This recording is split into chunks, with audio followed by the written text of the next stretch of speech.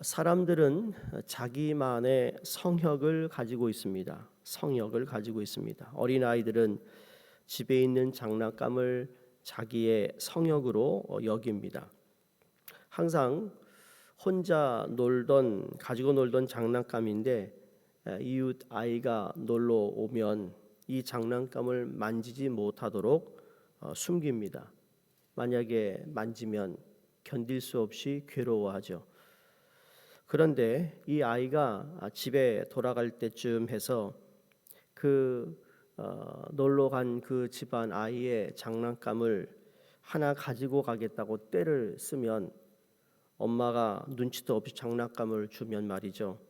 그 아이는 괴로워하고 세상을 다 잃은 것처럼 상실감에 빠지는 경우가 있습니다. 그거는 자기만의 성역에 남에게 침범당했기 때문일 것입니다. 어른이 되면서 사회에서 가지는 다양한 역할들이 있는데 가정에서 부모의 역할, 또 사회 여러 공동체에서 가지는 다양한 역할, 또 교회에서도 직분을 가지게 되는데 유독 그 여러 가지 역할 행동 중에 본인이 집착하는 자리가 있습니다. 어떤 사람은 부모의 자리에 집착하고요. 어떤 사람은 교회 직분에 집착하고 어떤 사람은 직장에 집착해 살아갑니다.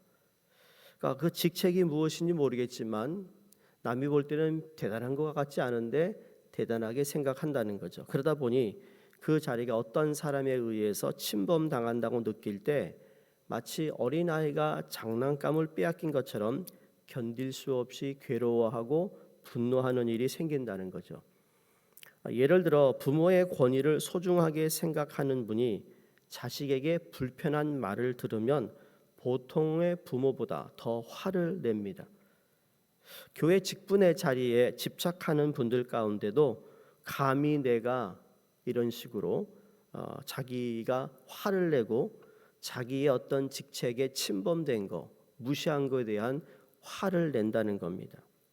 자, 그렇게 화낼 일이 아닌데 화를 낸다는 것은 이분이 이 직책에 집착하고 있구나라는 것을 금방 알 수 있습니다. 왜 이럴까? 여러분, 그 자리가 곧 나 자신이라고 생각하기 때문이 아닐까 합니다. 나의 정체성이 자리에 있다고 여기기 때문에 그 성역을 침범당하면 화를 낸다는 거예요. 한번 잘 생각해 보세요. 내가 어느 때 화를 내느냐? 내가 화를 내릴 때는 언젠가? 조금만 깊이 생각해 보면 우리가 입고 있는 모든 역할은요, 껍데기에 불과한 것입니다. 우리 육신도 껍데기입니다. 물론 우리의 몸을 가지고 하나님께 예배드리고 하나님께 영광 돌리지만 그냥 어떻게 보면 껍데기라고요. 창세기를 보시면 하나님 인간을 창조하실 때 흙으로 우리를 지으셨다 했잖아요. 흙으로. 흙이에요, 흙. 죽음 다 흙으로 돌아가는 그러한 우리 그렇게 지음을 받았다라는 거죠. 우리 가장 기본적인 나의 정체성은 무엇일까요? 기본적인 나의 정체성은 하나님의 자녀라는 겁니다. 하나님의 자녀. 우리는 죄로 인해 죽을 수밖에 없었던 영혼들인데 하나님이 그 아들 예수 그리스도를 우리에게 값없이 내어주셔서 이제 사랑받는 자녀가 되었고 구원받은 하나님의 백성이 되었습니다. 이게 우리의 변하지 않는 정체성이라는 거죠. 그 정체성이 나라는 거예요. 그걸 알아야 돼요. 근데 사랑받는 하나님의 자녀라는 정체성만 가지고도 충분한데 이 정체성이 희미해지면, 그렇죠? 교회 직분이 곧 내가 되고 부모의 자리가 내가 되고 직장의 직책이 곧 내가 되더라는 겁니다. 자, 오늘 읽은 에스더의 배경은 70년의 포로 생활을 마치고 수룹바벨에 의해서 1차 귀환이 있습니다. 그 다음에 에스라에 의해 2차 귀환의 중간 시기에 페르시아에서 일어난 일을 기록하고 있습니다. 자, 이때 페르시아의 왕이 오늘 나오는 아하수에로입니다. 그의 통치와 권력이 오늘 보니까 인도에서 구스 땅에 이른다. 이 구스 땅은 에디오피아를 이야기합니다.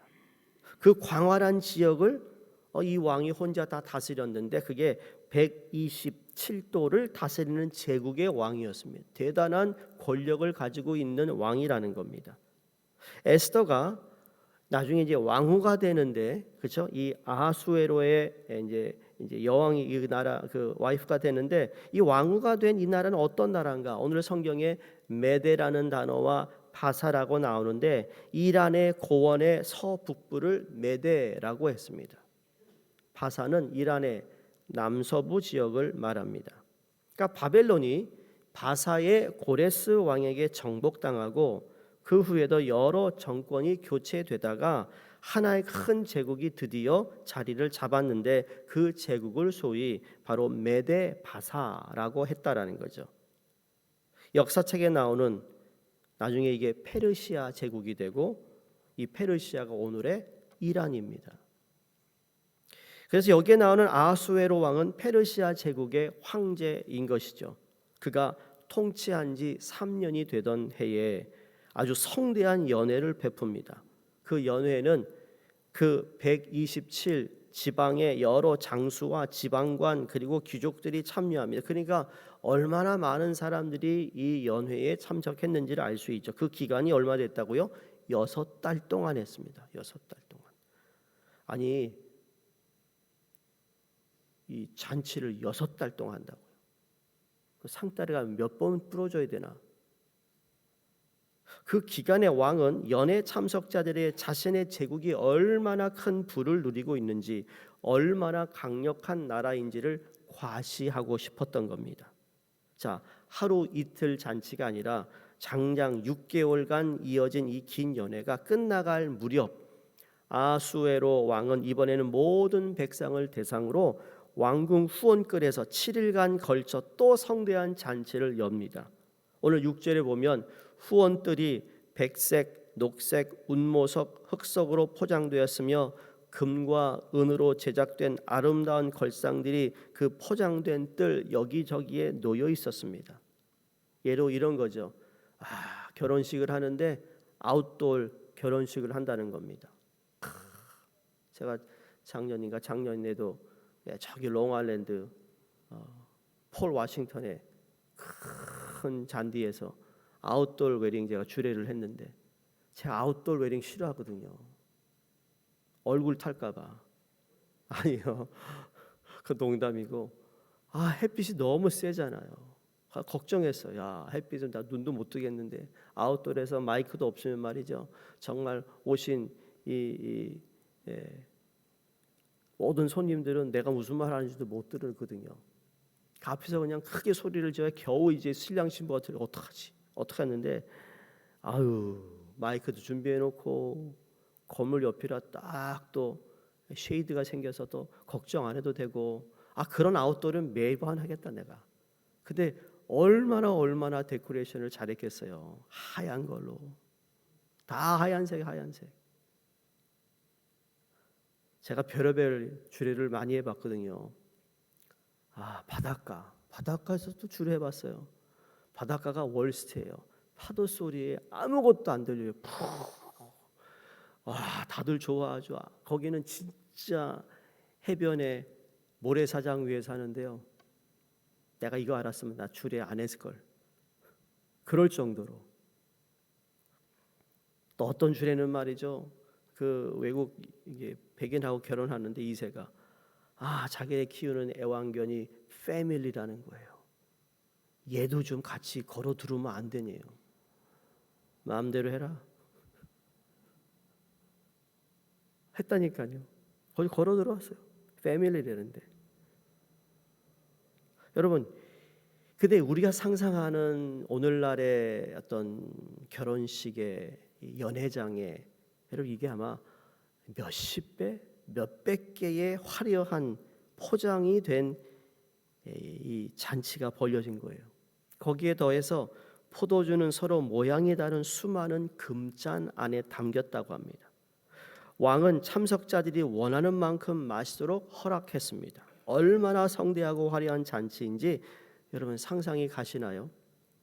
근데 10절에서 11절에 잔치의 마지막 7째 날, 왕은 술 때문에 기분이 고조된 상황에서 왕후의 아름다움을 사람들에게 자랑하고 싶은 마음이 생겼습니다. 그래서 왕후 오늘 와스디에게 왕후의 옷을 입고 자기 앞으로 나오도록 명령을 내립니다. 그런데 이 왕후 와스디 입장에서 술 취한 사람들 앞에 불려 나가서 사람들의 눈요깃감이 되는 것이 왕후의 위신을 해치는 일이라는 생각을 해서 거절합니다. 바꿔놓고 얘기할게요. 여러분, 예수를 믿지 않는 가정이에요. 남편이 술을 잔뜩 먹고는 내 와이프가 제일 아름다워, 이쁜 옷 입고 나와. 그러면 나올 분 몇 분이나 계실까? 지금 그런 상황이라는 거예요. 12절에 그러나 왕후 와스디는 내시가 전하는 왕명을 따르기를 싫어하니 왕이 진노하여 마음속이 불붙는 듯 하더라. 자, 왜 마음속이 불붙는 듯 했을까? 여러분, 여기서 오늘 여러 가지 교훈인데 딱 세 가지만 말씀드립니다. 첫 번째, 왕 아하수에로의 교만입니다. 4절을 한번 보시겠어요? 다시 한번 봅니다. 4절에 왕이 여러 날 180일 동안, 이 자체가 정말 자기의 어떤 대단함을 나타냈는데 그의 영화로운 나라의 부함과 위엄의 혁혁함을 나타내니라. 또 7절에 금잔으로 마시게 하니 잔의 모양이 각기 다르고 왕이 풍부하였으므로 어주가 한이 없었다. 계속 지금 1장에서 우리에게 뭘 보여주고 있죠? 여러분, 제가 성경을 보실 때 제일 첫 장에 나오는 건 뭐예요? 그 배경을 잘 세팅해주고 있어요. 어떤 상황인지를. 그러니까 지금 이 대단한 페르시아 메데 바사의 왕인 이 아수에로가 엄청난 자기의 가지고 있는 것을 자랑하고 싶었던 것이죠. 교만이라는 거죠. 두 번째, 왕은 왕후의 거절을 듣고 진노하여 마음속에 불붙는 듯 했다고 그랬습니다. 자, 이 일이 발단되어서 왕후 와스디는 폐위되는 운명을 맞이하게 됩니다. 과연 이 일이 왕위를 폐위할 만한 일인가? 과연 이 일이 왕이 이렇게 불같이 화를 내야 될 일인가? 인 것이죠. 자, 생각해 보겠습니다. 남편의 입장에서 아내를 생각해 보면 충분히 이해할 수 있는 것이 아닐까요? 인격 대 인격으로 생각해 보면 충분히 거절할 수도 있는 일이 아니겠는가라는 겁니다. 그런데 화를 냈다 그랬어요. 왜 화를 내죠? 자신에 대한 도전으로 여겼다라는 거죠. 제국에 대한 도전으로 여겼기 때문이에요. 서론에 말씀드렸던 내가 곧 나라인데 나를 거절하는 것은 나라에 대한 거절이라고 여겼던 것입니다. 아하수에로 왕은 자기 자신이 국가였습니다. 자신이 페르시아 제국이었다라는 거죠. 이 사람의 정체성의 국가였고 제국이었는데 왕의 말에 합리적인 거절을 하는 사람도 용납하지 못하는 어리석은 왕이 되었던 것입니다. 이런 모습이 우리에게도 나타나고 있음을 기억하고 조심해야 하는 것이, 우리가 가지고 있는 기본적인 정체성은 하나님의 자녀 정체성이어야 한다는 겁니다. 교회에서 우리에게 주어진 직책이 있고 직분이 있습니다. 근데 그 직책이 나야라고 생각하면 안 된다는 것이죠. 그리고 그분의 직책과 이분의 직책이 뭐 크고 다르고 하더라도 우리는 모든 사람들을 인격 대 인격으로 대할 줄 알아야 된다는 거예요. 그걸 내가 힘이 있고 내가 뭔가 대단하다고 생각하면 남을 무시하기 시작하는 것이 우리가 가질 수 있는 인간의 약점들이라는 것이죠. 우리 모두가 분비 귀천 없이 하나님의 사랑받는 아들이요 딸들이라는 거죠. 사람은 인격 대 인격으로 대하여 한다는 것. 누구를 만나든지 그 사람도 하나님의 사랑받는 인격체라는 것. 하나님이 사랑하셔서 이 땅에 보내주신 사람이라는 것을 기억한다면 함부로 사람을 대하지 않을 것이라는 겁니다. 세 번째는 뭐죠? 문제가 뭐였습니까? 술이었습니다.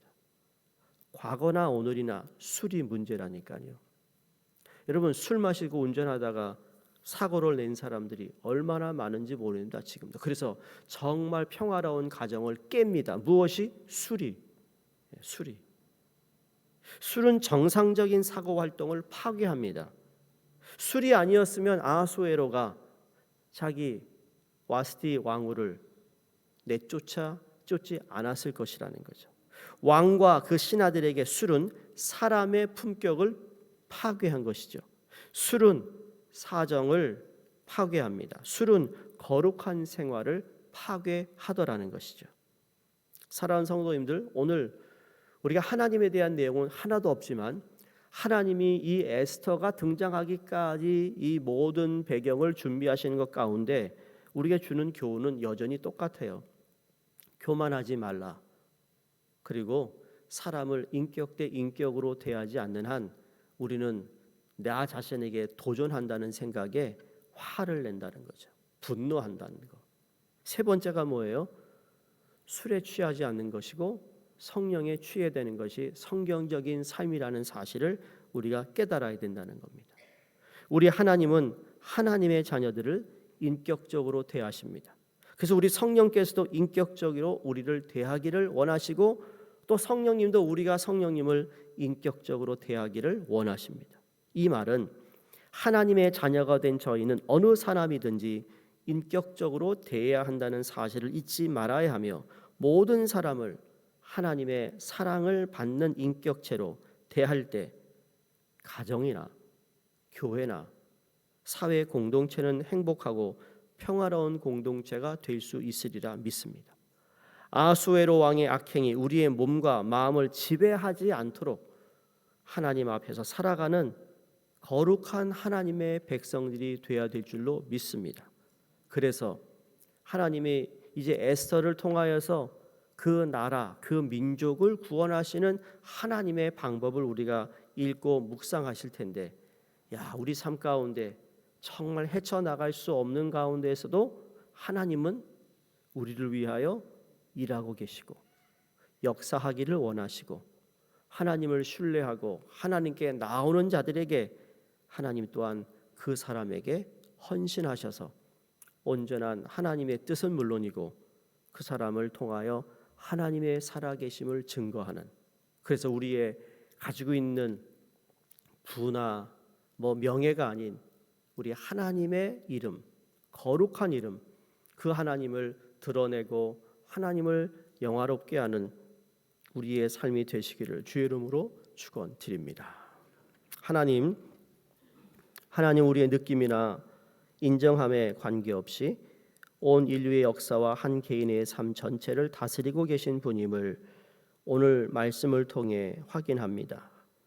지금 우리의 모습이 어떠하든지 주님의 섭리를 느끼지 못해 답답한 상황이 있을지라도 주님이 우리를 붙들고 계시며 우리를 위해 일하고 계심을 잊지 않게 해주시옵소서.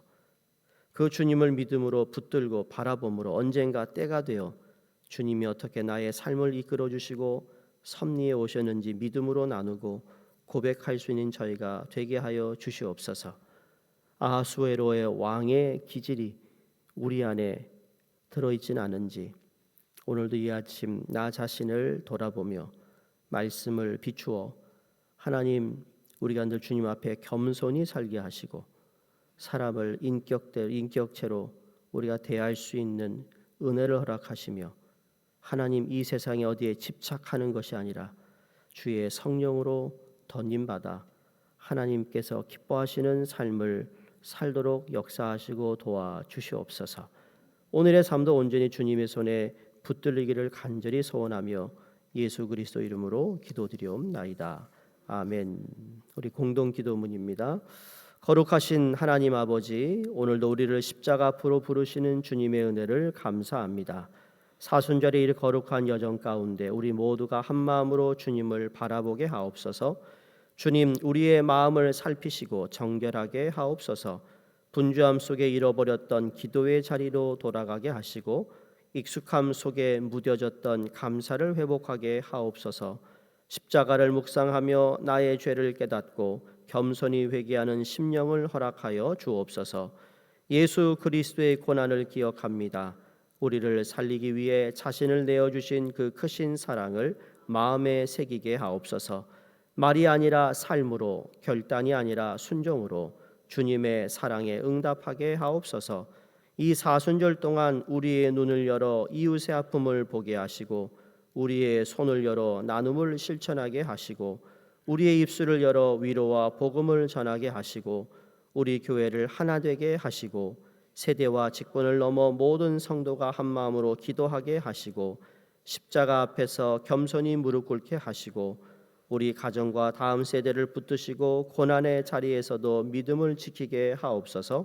주님, 이 40일의 기도가 형식이 되지 않게 하옵소서. 우리 삶을 변화시키는 거룩한 불씨가 되게 하시고 십자가의 길 끝에서 부활의 소망을 바라보며 더 깊이 주님을 사랑하는 공동체가 되게 하옵소서. 예수 그리스도의 이름으로 기도드립니다. 아멘.